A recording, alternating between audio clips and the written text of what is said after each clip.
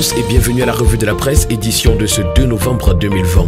Commençons ce matin par le quotidien Cameroun Tribune qui titre Deuil national, combat forever. L'ensemble de la nation a communié dans la prière, le recueillement et d'autres types de manifestations samedi à l'occasion de la journée décrétée par le président de la République Paul Biya. Pour le tri hebdomadaire le soir, Deuil national, le MINDEF préside la mise en berne du drapeau. L'hebdomadaire L'Indépendant, quant à lui, parle de ceux à qui profite la guerre. 4 ans déjà que s'enlise la crise dite anglophone dans un jeu trouble de faux fuyants, du double discours de la compromission des élites au-delà des financements extérieurs. Des bulletins de renseignement ont relevé que des réunions informelles tenues à Yaoundé et à Douala contribuaient à financer ces milices qui sèment la terreur au nord-ouest et au sud-ouest dans le but inavoué de rendre le Cameroun ingouvernable d'après l'information que nous livre ce matin l'hebdomadaire L'Indépendant. Également dans le théâtre de cette guerre, le messager parle du cauchemar des déplacés du Nozo. Contraints de se contenter d'un seul repas tous les 2 jours, ils peinent aussi à trouver un logement décent.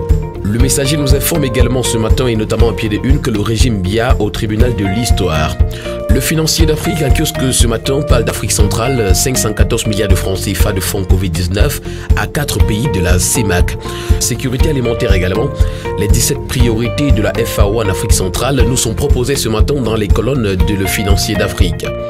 Pour l'œil du Sahel, ce matin, on s'intéresse à l'éducation et particulièrement aux infrastructures à Wayembogue, Mayodanaï. L'école publique sous la paille depuis 32 ans, titre le journal. Le journal nous fait également savoir ce matin que Mamadou Mota, le premier vice-président du MRC, sera bientôt libéré. Et à Marois, l'hôtel de finances a de nouveaux bâtiments. Le groupe K contribue pour le renouveau à Santa et le titre que brandit ce matin Leader Presse.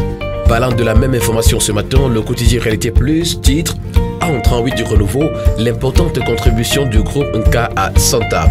En prélude à la célébration du 6 novembre 2020, Dr K Godlove et son groupe viennent de remettre un important lot de matériel de lutte contre la Covid-19 au président de la section RDPC Mesam 2, Frou Jonathan, pour l'encadrement sanitaire de la base. Également dans ces colonnes mini-rap, vraiment laisser Cyprien Bamzor Toll tranquille et en paix. Et puis finance, Motazé garde la trésorerie de Marois avec de jolis bâtiments. Le journal Pile ou Face parle de la maestria du génie militaire salué par le chef de l'État Paul Biya au sujet du parcours vita de Ngaoundéré qui a été livré. Et puis au sujet du massacre de Kumba, le journal pose une interrogation ce matin en petite une. Que sont les services de renseignement devenus? Balance commerciale, le Cameroun à la conquête du marché européen, nous fait savoir le quotidien L'économie.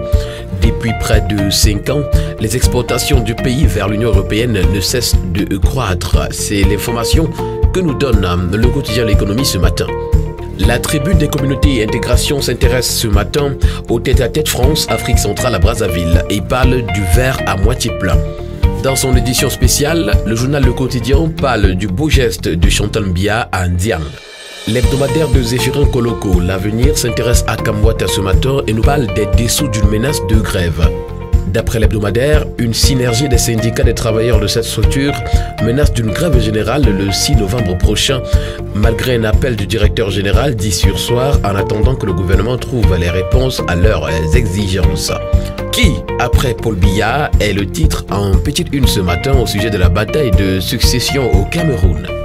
Repère également un kiosque ce 2 novembre, titre recrutement de 50 cadres, menace de grève, Kamwata, la guerre des lobbies.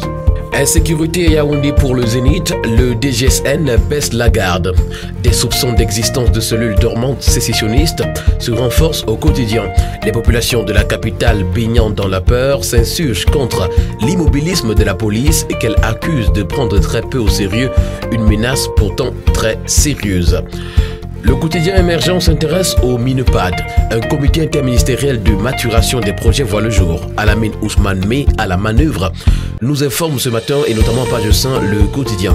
Le quotidien parle également de crise anglophone, marche du MRC, pluie de condamnations et d'emprisonnement. Emprisonné depuis 2 ans à Godengui, Mamadou Mota a été condamné à 18 mois de prison, tout comme Mancho BBC. Également, tribunal criminel spécial qui va témoigner contre Mebengor. Dans sa parution de ce jour, le quotidien Mutation s'intéresse à l'association Communes et Villes Unies du Cameroun et parle du tiercé de mardi. Qui de ces 3 candidats sera élu demain à la tête du nouveau bureau exécutif des communes et villes unies du Cameroun? C'est le ministère de la Santé qui est affiché en grande une ce matin du quotidien Essingan, le scandale des essais cliniques contre l'hépatite C. Selon des praticiens, le ministre de la Santé publique Manaouda Malachi fait procéder à des tests cliniques dissimulés à travers la mesure incitative de réduire de 75% le coût du protocole de base de Sofosbuvir plus Velpastavir à 400 mg dont l'administration aux patients cobayes est soumise à la signature d'un consentement préalable. La voix du centre parle de 1000 à sauter ce matin. Je viens achever ce que j'ai commencé. Tombé en disgrâce pour avoir créé un courant au sein du parti au pouvoir et plus tard pour être entré dans l'opposition, ce politicien madré s'est exilé. Plus que jamais, il songe à revenir d'après l'information qui nous est livrée ce matin par la voix du centre. Les Dignos parlent ce matin d'activité des ministres Pauline Irène Guéné, la Stakhanov du gouvernement Dion Gouté. La taxe sur les téléphones et tablettes intéresse Ecomatin ce jour, les incohérences stratégiques du gouvernement.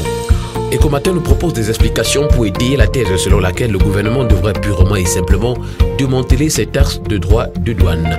Excellence scolaire en Sanaga-Maritime, Galé Bébéyé prime les meilleurs du département, titre ce matin le journal L'Équation qui parle également à son autre une 35e session du Comifère, l'immense de la satisfaction du transport voyageur. Mérite et reconnaissance à la une du journal Le Quotidien ce matin, Paul Biya honore Oscar Moulongo. Et pour la République Presse dans son édition spéciale, Ordre national de la valeur, l'officier Moulongo Oscar a été honoré. To end this morning, let's take the post. After national mourning, outpouring, time to end the war is the title brought to us by the press. Mesdames et messieurs, c'est avec le journal de Poste que nous mettons un terme à cette autre édition de la revue de la presse. Nous vous invitons également à faire un tour sur nos différentes plateformes médias afin de vous y abonner. Également, rendons-nous dans les différents kiosques pour nous offrir au prix de 400 francs seulement notre journal et ainsi participer, pourquoi pas, significativement à la vie de la presse au Cameroun. Merci et bon début de semaine à tous.